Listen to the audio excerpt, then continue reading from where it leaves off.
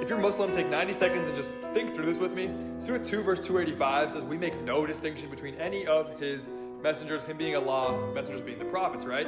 It sounds noble, it sounds respectful, and very affirming of the Abrahamic God, but it seems to collapse the moment that you actually compare it to the source, which is the Torah. Because the Quran doesn't just believe in the messengers, it rewrites a lot of their story, and now we have to ask, why would Allah need to correct his own law? So let's start with Moses here, okay?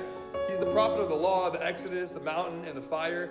But in the Quran, the entire point of Moses' ministry, God establishing covenant with Israel through deliverance, just gets gutted. And I used to say the Quran keeps the important parts, but this is eternally important, as is most of God's word, because there's no Passover, there's no clear identity of Pharaoh, there's no burning bush with the name Yahweh I am, a very slight change to match a narrative that God can't manifest on earth.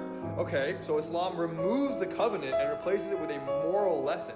But Moses didn't die giving TED Talks. He died pointing to a holy God who required a blood sacrifice and obedience. And that same God said there would be a prophet greater than him. And newsflash, that prophet was not Muhammad, that is Isa.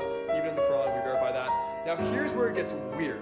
Surah 2:248 says Saul's kingship was confirmed because the Ark of the Covenant was returned to him. Hold up, Saul? The Ark that was tied to Moses, Samuel, and David, not Saul, was returned to him? So where did the Quran get this? It's not history, it's not revelation. This one is just wrong. So Surah 2:285 says there's no distinction between the messengers, but here's the truth. The Quran is making a very big distinction by stripping their message and distorting the mission they came here for.